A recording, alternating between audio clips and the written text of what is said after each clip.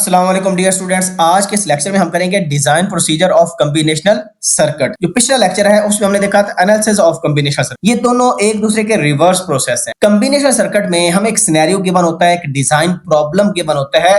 उस प्रॉब्लम को रीड करते हुए हमने एट द एंड एक लॉजिक सर्किट डायग्राम बनानी होती है। फॉर एग्जाम्पल इसमें ये एग्जाम्पल भी हम करेंगे आज के लेक्चर में, कोड कन्वर्जन एग्जांपल, कि हमें बताया जाएगा कि भाई आपने एक ऐसा कॉम्बिनेशनल सर्किट डिजाइन करना है जिसके इनपुट पर बीसीडी कोड हो और जो आउटपुट है उसमें एक्सेस 3 कोड। अब बीसीडी कोड हमें पता है 4 बिट कोड होता है और इसमें मैं काफी लेक्चर्स बना चुका हूं।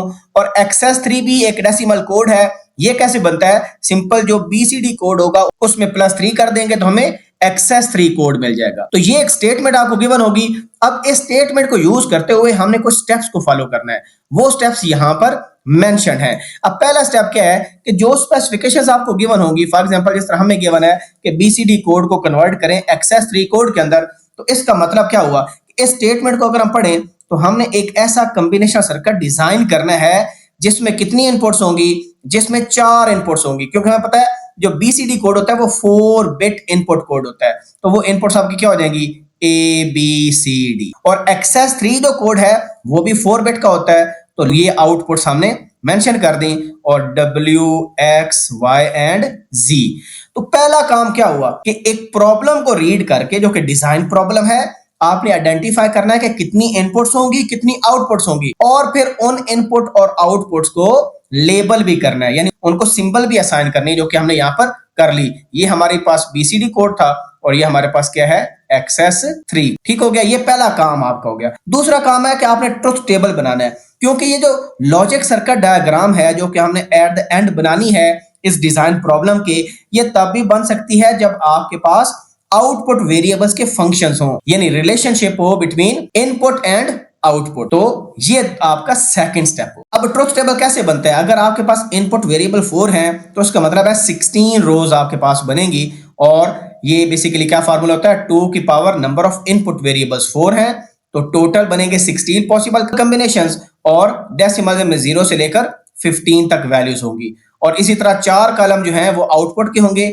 4 कॉलम्स ही इनपुट के होंगे, और आउटपुट्स को इन टर्म्स ऑफ इनपुट लिखना है कि आउटपुट 1 कब हो रही है। अब थर्ड स्टेप में आपने क्या करना है? वंस आपने ट्रुथ टेबल बना लिया तो जो आउटपुट वेरिएबल्स आए हैं, आउटपुट फंक्शंस आए हैं, उनको सिंपलीफाई करना है। तो सिंपलीफाई करते हुए आप बेशक आप बूलियन अलजेब्रा यूज कर लें या के मैप यूज कर लें, जो आपको इजी लगता है। सिंपलीफिकेशन जब हम करते हैं तो हम ये कोशिश करते हैं कि आपके पास जो है वो मिनिमम नंबर ऑफ गेट्स जो हैं वो होने चाहिए लॉजिक डायग्राम के अंदर। इससे क्या होता है कि कॉस्ट इफेक्टिव आपका सर्किट बनता है। वंस आपने लॉजिक डायग्राम बना ली तो उसको फिर हम वेरीफाई भी कर सकते हैं बाय अप्लाइंग मल्टीपल इनपुट्स। तो अब हम करते हैं ये वाला प्रॉब्लम, कोड कन्वर्जन एग्जांपल, जो अभी हमने डिस्कस की कि हमने बीसीडी कोड को एक्सेस 3 कोड में कन्वर्ट करना है। सबसे पहले हमें पता चल गया कि एक ब्लॉक बनाना है, उस ब्लॉक में कन्वर्जन का सर्किट होगा, और वो सर्किट क्या है फिलहाल हमें नहीं पता। फिलहाल हमें सिर्फ ये पता है कि हमारे पास 4 इनपुट्स हैं और 4 आउटपुट्स हैं। फिलहाल हमें ये पता है W X Y and Z। अब अगर 4 इनपुट्स हैं तो वैसे बीसीडी के पॉसिबल कॉम्बिनेशन कितने बनते हैं? 15 बनते हैं, लेकिन हमें पता है कि 10 से लेकर जो 15 है वो अनयूज्ड होते हैं, वो इनवैलिड कॉम्बिनेशन है, उनका कोई फायदा नहीं होता। इस वजह से आप देख सकते हैं कि जो मिनिमम वैल्यू है वो 0 लिखी गई है, और जो मैक्सिमम वैल्यू है वो डेसिमल में 9 लिखी गई है। 0 से लेकर 9 तक 10 वैल्यूज लिखी गई हैं। तो मैंने क्या बताया कि X3 कोड के अंदर क्या होता है कि जो भी रिस्पेक्टिव बीसीडी कोड होगा उसमें आपने +3 कर देना है। तो ये 0 है, 0 + 3 करेंगे तो 3, और 3 को हम बाइनरी में कैसे लिखते हैं? 4 बिट्स की फॉर्म में ऐसे लिखते हैं, 0 0 1 1, ये आपका 3 होता है। इसी तरह जब 1 आएगा बीसीडी का तो 1 + 3 करेंगे तो 4, और 4 को हम क्या लिखते हैं? 0 1 0 0। तो इस तरह आप देखें ये जो आउटपुट वेरिएबल्स हैं वो बने हुए हैं। सिमिलरली आपके पास 9 है, 9 + 3 करेंगे तो आंसर कितना आ जाएगा? 12, और 12 को हम कैसे लिखते हैं बाइनरी में? 1 1 0 0। तो इस वजह से आप देख सकते हैं ये वाली जो बिट पोजीशन होती है इसका वेट कितना होता है? 8 होता है। इसका कितना होता है? 4 होता है। और ये कितना होता है? 2, और ये 1, क्योंकि ये आपकी लीस्ट सिग्निफिकेंट बिट है। तो 2 की पावर 0 1, 2 की पावर 1 2, 2 की पावर 2 4, 2 की पावर 3 8। तो इस तरह भी आप देखें तो 8 + 4 + 0 + 0 ये कितना बनता है? 12। तो ये 12 की आपके पास बाइनरी आ। तो ये हमारा हो गया स्टेप नंबर 2। पहला स्टेप में हमने आइडेंटिफाई कर लिया कितनी इनपुट्स थी कितनी आउटपुट्स थी, उनको सिंबल असाइन कर लिए और सेकंड स्टेप में हमने क्या बना लिया, ट्रुथ टेबल बना लिया। अब थर्ड स्टेप क्या होगा, इस ट्रुथ टेबल की जो आउटपुट एक्सप्रेशंस हैं या आउटपुट फंक्शंस हैं उनको सिंप्लीफाई करना है। क्योंकि हम 4 बिट इनपुट यूज कर रहे हैं तो बेहतर है हम के मैप को यूज करेंगे। तो के मैप को यूज करते हुए W का बनाएंगे, X का बनाएंगे, Y का और Z का बनाएंगे और इसमें 4 वेरिएबल के मैप यूज होगा। इस पर मेरी वीडियोस ऑलरेडी बनी हुई हैं। क्योंकि हमें पता है जो 4 वेरिएबल के मैप होता है उसमें एक ग्रिड होती है जिसके अंदर 4 रोज 4 कॉलम्स होते हैं और वो 0 से लेकर 15 तक मेन टर्म्स उसके अंदर होती हैं। लेकिन हम तो 10 से 15 यूज नहीं कर रहे हैं तो वो अनयूज्ड आपके पास मेन टर्म्स होंगी और उनको हम डोंट केयर से रिप्लेस करेंगे। और डोंट केयर का फायदा ये है कि जब बेसिकली हम ग्रुपिंग करेंगे तो उसमें डोंट केयर भी यूज हो जाएंगे, हमारी एक्सप्रेशन ज्यादा सिंप्लीफाई हो जाएगी। इस पर मेरा ऑलरेडी लेक्चर बना चुका हूं मैं।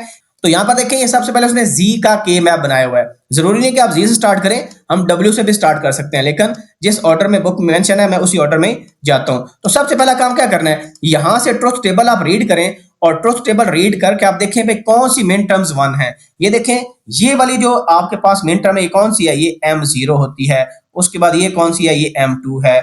इस तरह रिस्पेक्टिवली आप देख लें कौन कौन सी मेन टर्म आपके पास 1 है या आपके पास कौन सी है M8 है।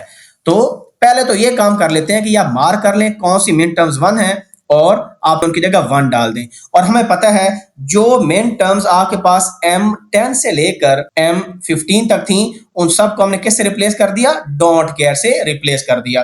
तो उन चारों के मैप के अंदर आप देख सकते हैं, ये देखें M10, M11, 12, 13, 14 एंड 15 इन सब को हमने डोंट केयर से रिप्लेस कर दिया और सारे के सारे के मैप के अंदर रिप्लेस कर चुके हैं हम। ठीक है जी।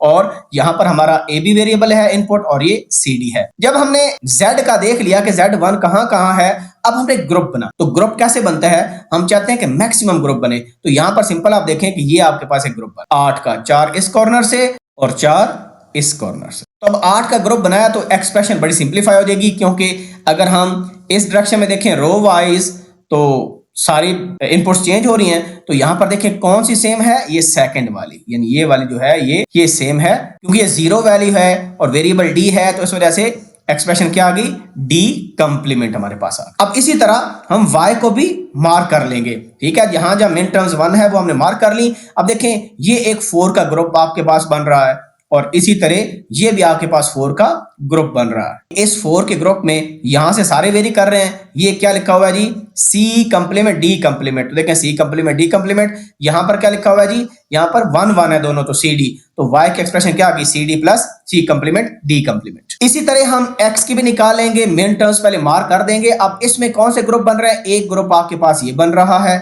उसके अलावा देखिए कौन सा ग्रुप बन रहा है, यहां पर देखें ये कॉर्नर में आपके पास एक ग्रुप ये है, 2 इधर से मिला लिया हमने और 2 यहां से मिला ली। ये हमारे पास बन गया दूसरा ग्रुप। और एक और ग्रुप बन सकता है, ये वाले जो 2 हैं और नीचे वाले 2 हैं इनका ग्रुप भी बन सकता है। तो ये आपके पास बन गया ग्रुप नंबर 3। ये मैं ग्रीन कलर से मार्क कर रहा हूं, ये पहला ग्रुप, ये रेड वाला दूसरा और ग्रीन वाला थर्ड ग्रुप आपके पास बन गया। तो अगर हम इसकी बात करें, ये जो 2 लिटरल्स का ग्रुप बना हुआ है, अगर हम इसको यहां से देखें तो ये देखें ये 1 सेम है दोनों के अंदर। तो इसका मतलब क्या हो गया, आपके पास आ गया B। तो ये देखें B आपके पास आ गया और यहां से देखें तो ये C कंप्लीमेंट D कंप्लीमेंट। तो इस वजह से एक्सप्रेशन आ गई B C complement D complement. अब जो सेकंड ग्रुप है उसमें 4 मेन टर्म्स हैं। तो अगर हम इसको यहां से देखें तो ये 0 0 है और ये क्या है 1 0। तो जो 0 वाला है ये कांस्टेंट है, तो वो क्या हो गया B कंप्लीमेंट। तो देखें ये B कंप्लीमेंट हमारे पास आ गया और यहां से देखें यहां पर भी जो सेकंड है वो सेम है। सेकंड किसको रिप्रेजेंट कर रहा है, D को। तो देखें B कंप्लीमेंट D आ गया। अब थर्ड ग्रुप को देखें, थर्ड ग्रुप में हमारे पास अगर हम रो वाइज देखें तो 0 0 है और 1 0 है, तो 0 अगेन सेम। तो B कंप्लीमेंट हमारे पास आ गया और यहां से देखें तो जो पहला वेरिएबल है वो सेम है, तो वो क्या है C। तो B कंप्लीमेंट C। तो ये हमारे पास X की एक्सप्रेशन आ गई। तो सिमिलरली जो W का आपके पास हम के मैप बनाएंगे उसमें जो मेन टर्म्स 1 होंगी उनको हम रिप्लेस कर देंगे 1 के साथ।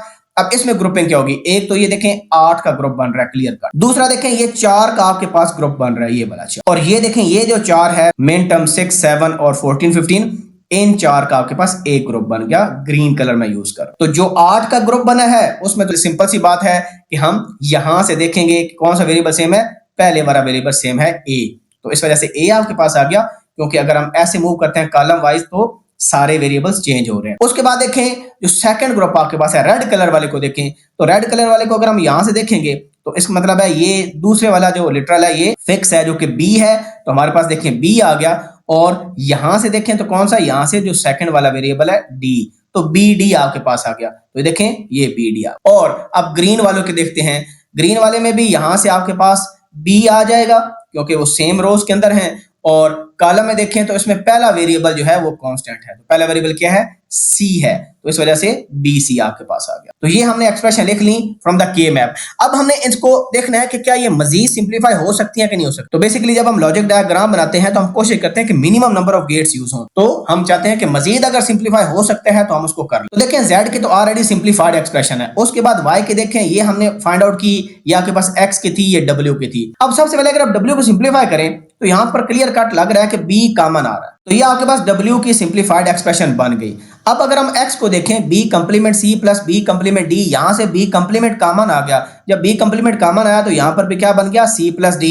तो यहां पर देखें यहां पर भी c प्लस d आ गया, तो इसका मतलब है हमारा एक गेट कम यूज होगा और आपके पास आ गया b इंटू सी कंप्लीमेंट d कंप्लीमेंट। अब इसको भी हम सिंप्लीफाई करके c प्लस d में कन्वर्ट कर सकते हैं। वो कैसे कन्वर्ट कर सकते हैं, डी मॉर्गन लॉ से। भाई अगर आपके पास c कंप्लीमेंट d कंप्लीमेंट लिखा हुआ है तो अगर डी मॉर्गन लॉ अप्लाई करें तो हम इसको लिखते हैं c plus D whole complement. बात तो वही है, इसका मतलब है हम एक और गेट सेव कर लेंगे, हमारा एक और गेट कम यूज होगा। तो इस वजह से जो c कंप्लीमेंट डी कंप्लीमेंट उसको रिप्लेस कर दिया c plus D whole complement से। y में आप देखें तो y में भी c कंप्लीमेंट डी कंप्लीमेंट आ रहा है, तो उसकी जगह हमने क्या लिख दिया, c plus D whole complement. तो अब हम ये करते हैं कि सिंप्लीफाइड ये जो एक्सप्रेशंस हैं इनको यूज करके सर्किट डायग्राम बनाते हैं। तो हमने अब ये नोट किया कि जो W है उसमें C प्लस डी डायरेक्टली जा रहा है, जो X में है उसमें C प्लस डी डायरेक्टली भी जा रहा है और कंप्लीमेंट होके भी जा रहा है, और ये जो Y है इसमें C plus D as a complement जा रहा है। तो यहां पर अगर आप नोट करें तो ये आपके पास A इनपुट है, B है, C है और D है।